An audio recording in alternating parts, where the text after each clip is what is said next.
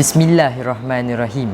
Terima kasih diucapkan kepada pengemudi acara, barisan juri yang saya harapkan sihat sejahtera.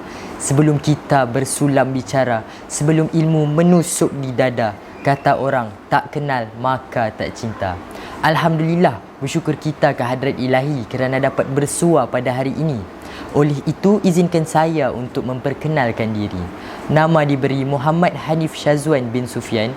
Saya berumur 16 tahun dan sedang menuntut ilmu di Sekolah Menengah Kebangsaan Seri Bentung. Saya juga merupakan salah seorang pengawas pusat sumber.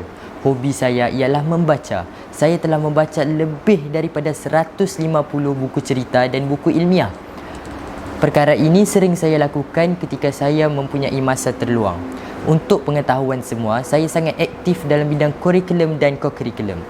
Untuk sesi resensi buku kita pada hari ini, kekuatan tidak pernah datang dari kemampuan fizikal, tetapi ianya datang dari semangat yang tidak pernah mengalah.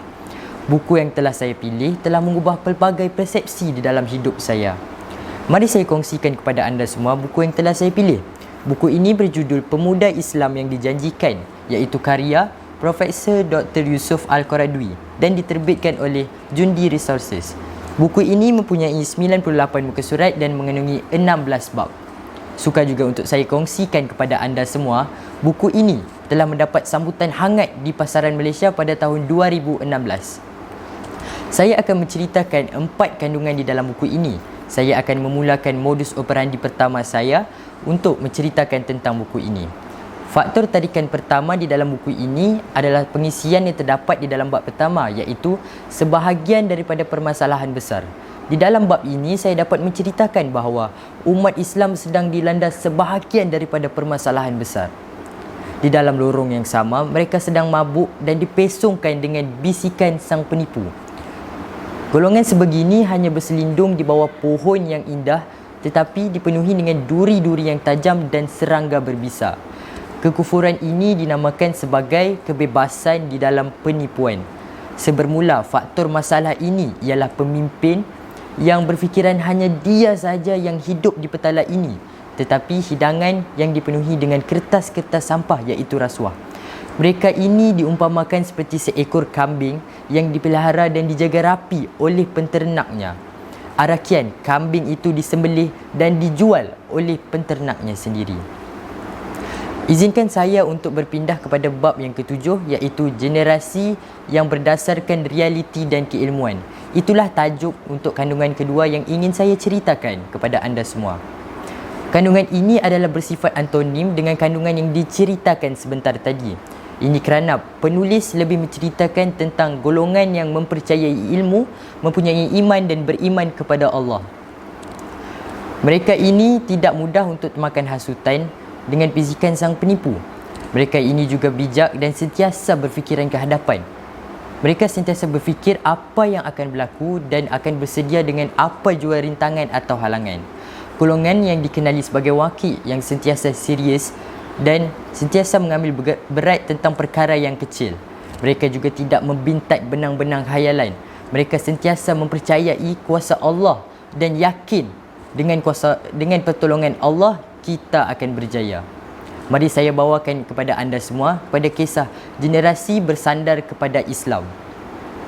Ya, dengan membaca melalui tajuk, kita dapat simpulkan bahawa di dalam kandungan ini terdapat banyak kesan-kesan yang positif dan isi-isi yang baik.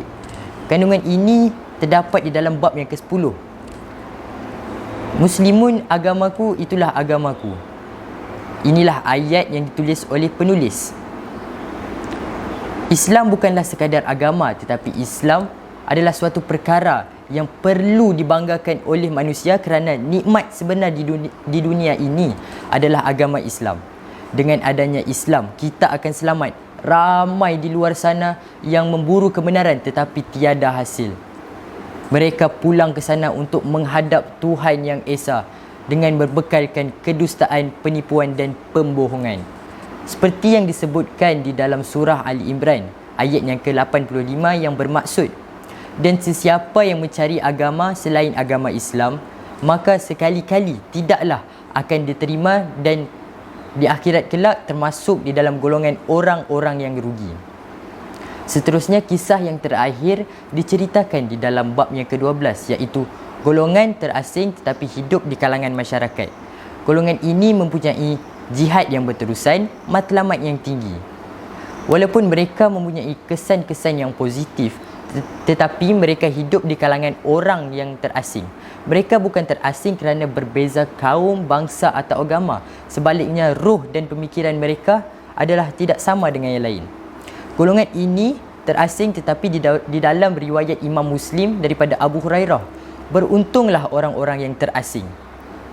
Mereka ini tidak mudah berputus asa, bahkan akan maju berdakwah walaupun terpaksa merintangi segala ujian daripada Allah. Walaupun dilonggokkan dengan pelbagai ujian, mereka tetap berusaha untuk berdakwah. Tuan-tuan dan puan-puan yang dihormati sekalian, daripada keempat-empat bab yang telah saya ceritakan sebentar tadi, dapatlah disimpulkan bahawa iman adalah kunci kepada kekuatan sebenar, kerana dengan iman kita dapat mendisiplinkan diri kita daripada hindari bisikan sang penipu. Dan yang paling penting, kita juga dapat untuk mengawal hawa nafsu. Saya yakin buku ini amatlah sesuai dibaca oleh golongan remaja seperti saya. Ini kerana buku ini terdapat banyak kesan-kesan yang positif dan boleh membuatkan mereka membesar ke arah yang lebih baik. Itu sahaja yang ingin saya ceritakan tentang buku ini. Sesungguhnya yang baik-baik itu datang daripada Allah, yang lemah itu datangnya daripada kelemahan diri saya sendiri. Sekian, wabillahi taufiq wal hidayah. Wassalamualaikum warahmatullahi wabarakatuh.